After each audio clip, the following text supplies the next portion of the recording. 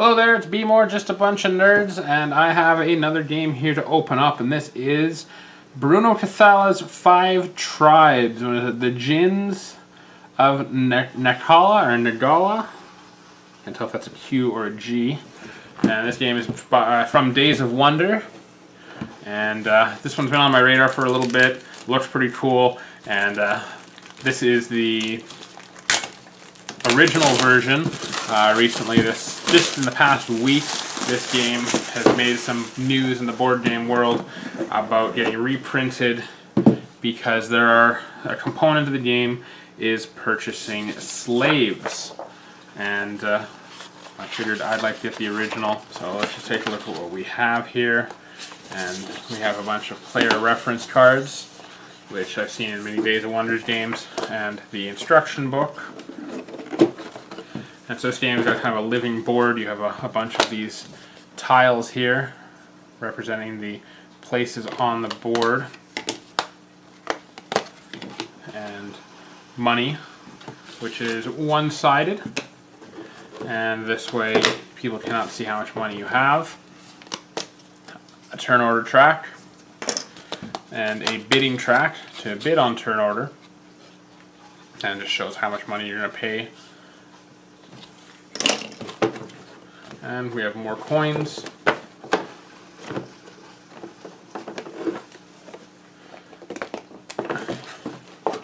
And then just the different city areas. And then what we have is a large assortment of tokens. And so first thing you have here is the 5 tribes that are in the game. And so this is, I believe it's the Assassins, the Elders,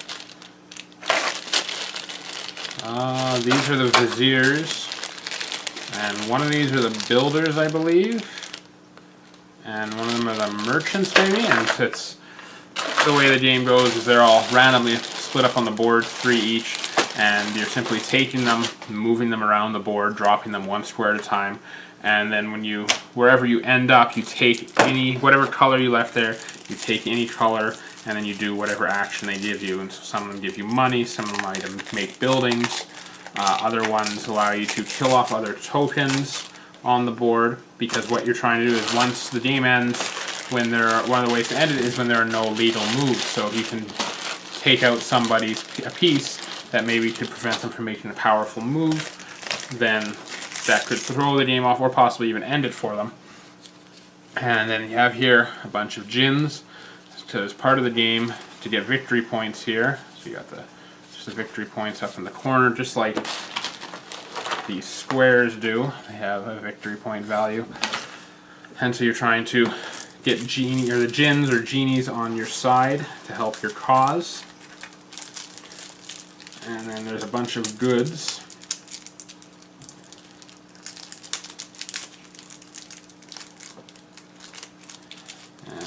And after I partially rip it open, I see that there is a easy release, but too late. And so different goods that you can buy, and so you're trying to collect sets and sell them off. And then we have here, there are, I guess the times 18 on the bottom tells you, oh, so I guess each symbol, so the bottom there's 2 symbols there, so there's 2 of these, 2 of these, 2 of these, 4 of these, and then 18 slaves that you can have for the game. So certain things get you coins, certain things allow you to take other actions. Then we have the player tokens. There are a lot of different ones here. First thing, there are camels, which mark territory in the different colors of the players. And there are palm trees and palaces, which cause point bonuses when they're left on certain tiles. And then we have the player turn markers. There are 2 pink and 2 blue, because when you play a 2-player game, you'd each get 2 turns in a round, where if you're playing 3 or 4 players, then you'd only take the 1 of each.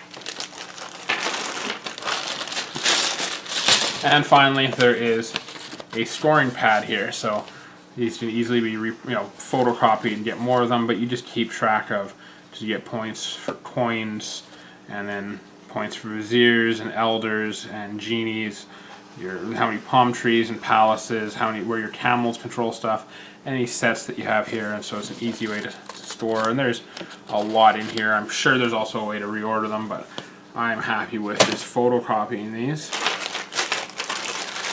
So this is 5 tribes. Oh, I didn't even see this here. And there's a bag, and you would mix the meeples up and put them in there.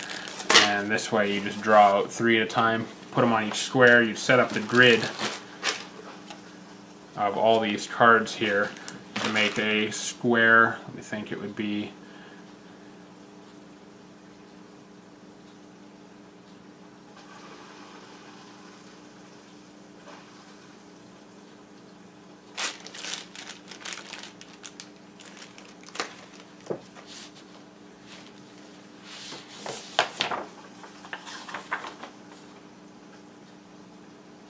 6 by 6, so 36 squares, I believe is what it is. So I am glad to have this game in my collection, and looking forward to doing a video on it.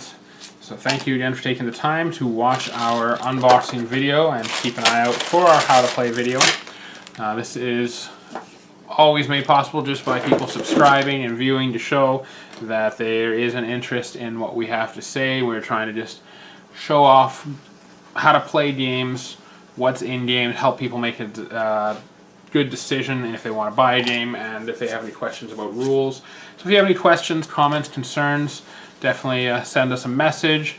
You can follow us on Twitter and Facebook, and we'll always, as always, like, comment, subscribe, and definitely share this with people. We need to keep growing, and the best way to do it is people sharing these videos with their friends, their gaming groups, and getting them to watch. So once again, this is B More with Just a Bunch of Nerds, and I'm signing off.